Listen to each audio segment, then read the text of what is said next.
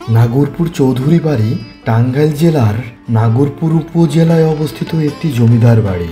প্রায় ৫৪ একর জমির উপর নাগরপুর চৌধুরী বাড়ি প্রতিষ্ঠা করেন যদুনাথ চৌধুরী।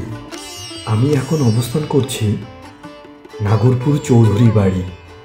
আমার সফর সঙ্গী হিসেবে আছেন আমার প্রাণপ্রিয় মা কবি ও সাহিত্যিক বেগম শামসুন্নাহার। চলুন শোনা যাক কবি ও সাহিত্যিক বেগম শামসুন্নাহারের মুখে চৌধুরী বাড়ির কিছু ইতিহাস।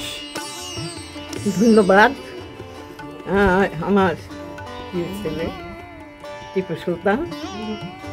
এখন আমি দাঁড়িয়ে আছি নাগরপুর চৌধুরী বাড়ি।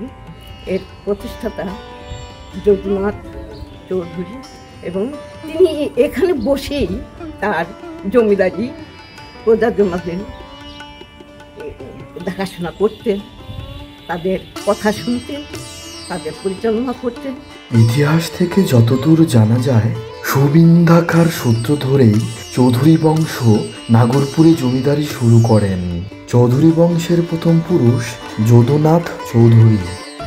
তাদের বংশক্রমে দেখা যায় এমন: যদুনাথ চৌধুরীর ৩ ছেলে, উপেন্দ্র মোহন চৌধুরী, জগদীন্দ্র মোহন চৌধুরী এবং শশাঙ্ক মোহন চৌধুরী।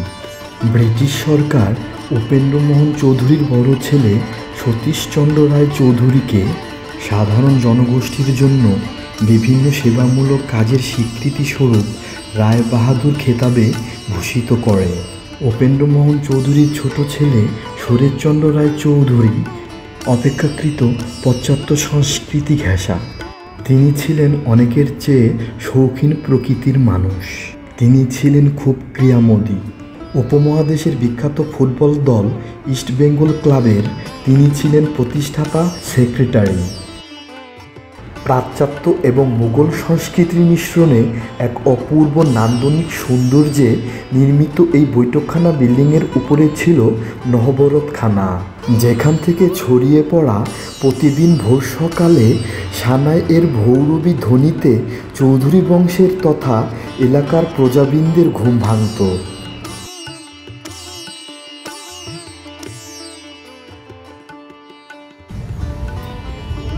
আমি এখন দাঁড়িয়ে আছি নাগরপুর চৌধুরী বাড়ি।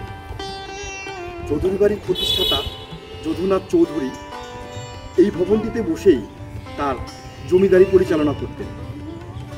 বর্তমানে ভবনটি নাগরপুর মহিলা কলেজ টাঙ্গাইল হিসাবে ব্যবহৃত হচ্ছে।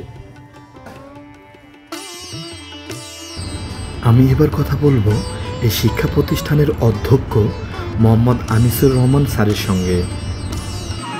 তো মূলত জমিদার বাড়ি হিসাবে প্রতিষ্ঠিত না, এটা ছিল, ওনারা ছিলেন ব্যবসায়ী, পরে ওনারা জমিদারি কিনে নেন। আমরা যতটুকু ইতিহাস থেকে পাই, ওনার নাম ছিল সতীশচন্দ্র রায় বাহাদুর চৌধুরী, ওনার বাবার নাম উপেন্দ্র মোহন চৌধুরী, তার বাবার নাম যদুনাথ চৌধুরী। ওনাদের নামে যদুনাথের নামে একটা প্রতিষ্ঠান আছে নাগরপুরে, একটা প্রাইমারি স্কুল, একটা হাই স্কুল, একটা কলেজ।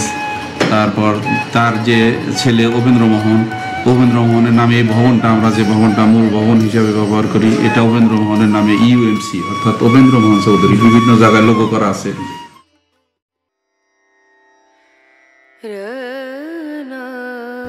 চৌধুরী বাড়ির অন্যান্য স্থাপনা ঝুলনদালা। এখানেই চৌধুরী বংশের শেষ প্রতিনিধি মিলন দেবী স্বাধীনতা পরবর্তী সময়ে চৌধুরীদের উপাসনা বিগ্রহ তথা বৃন্দাবন বিগ্রহের নিরাপত্তা দিতে গিয়ে দুষ্কৃতিকারীদের হাতে নির্মমভাবে নিহত হন।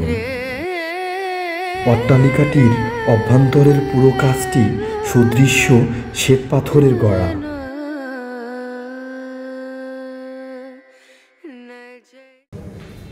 আমি এখন অবস্থান করছি নাগরপুর চৌধুরী বাড়ির রঙ্গমহল। এটা হচ্ছে রঙ্গমহলের সেন্টার পয়েন্ট। ঠিক এই পয়েন্টেই নাম করা নর্তকীরা তাদের নৃত্য প্রদর্শন করতেন।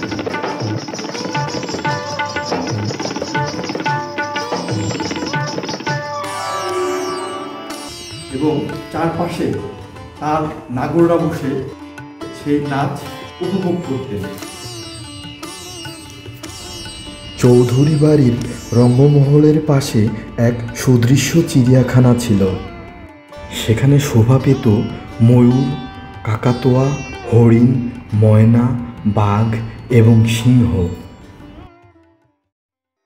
আপনারা এখন যেটি দেখতে পাচ্ছেন এটি চৌধুরী পরিবারের ব্যবহৃত আলমারি, টেবিল এবং খাট।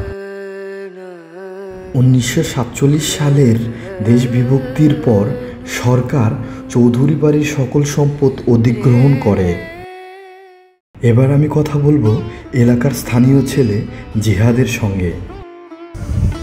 আচ্ছা জিহাদ, হ্যাঁ, তোমার এই চৌধুরী বাড়ি কেমন লাগে? আমার এই চৌধুরী বাড়িটা অনেক ভালো লাগে।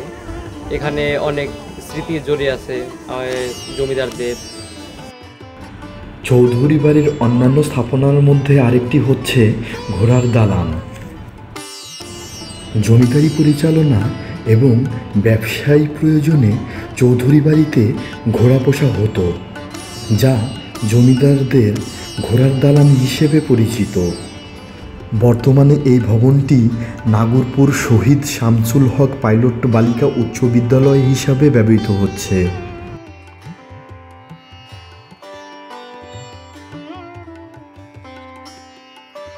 আমরা এবার যাচ্ছি উপেন্দ্র সরোবরে, যা এই চৌধুরী বংশের উল্লেখযোগ্য তথা দর্শনীয় স্থান।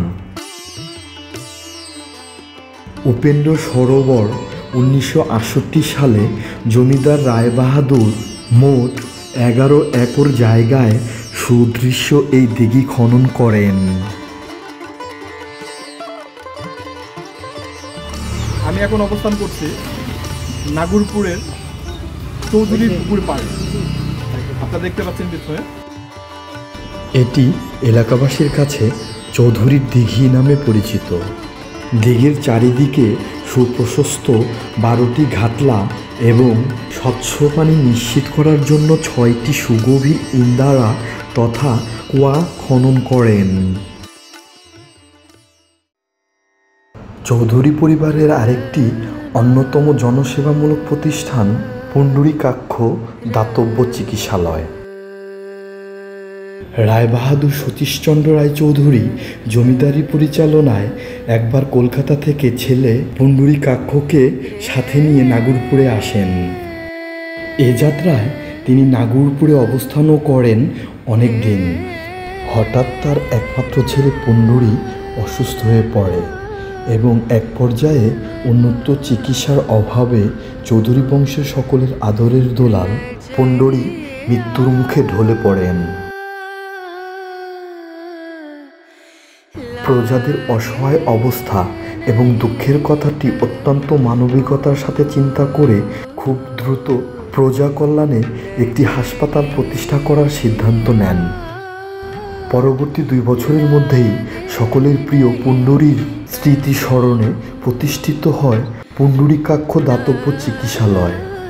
মির্জাপুর কুমুদিনী হাসপাতাল প্রতিষ্ঠার পূর্ব পর্যন্ত এই হাসপাতালটি ছিল উপমহাদেশের অন্যতম বিখ্যাত হাসপাতাল। উল্লেখ্য, উপমহাদেশ খ্যাত ডাক্তার বিধানচন্দ্র রায় এই হাসপাতালের একজন খ্যাতিমান চিকিৎসক ছিলেন। বর্তমানে প্রতিষ্ঠানটি নাগরপুর উপজেলা স্বাস্থ্য কমপ্লেক্স হিসাবে ব্যবহৃত হচ্ছে।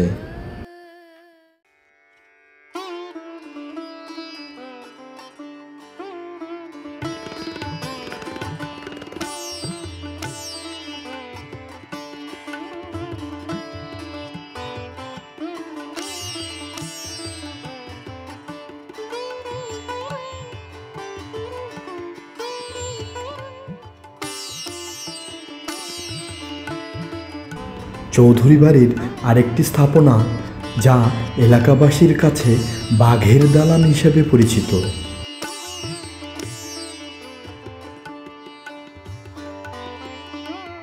শিক্ষা অনুরাগী চৌধুরী পরিবারটি নাগরপুরে রেখে যান সুনামধন্য শিক্ষা প্রতিষ্ঠান Jadunath pilot model school and college. শিক্ষা প্রতিষ্ঠানটি 7.04 একর ভূমির উপর অবস্থিত, যা 2018 সালে সরকারিকরণ করা হলে সরকারি যদুনাথ পাইলট মডেল উচ্চ বিদ্যালয় হিসেবে প্রতিষ্ঠা পায়।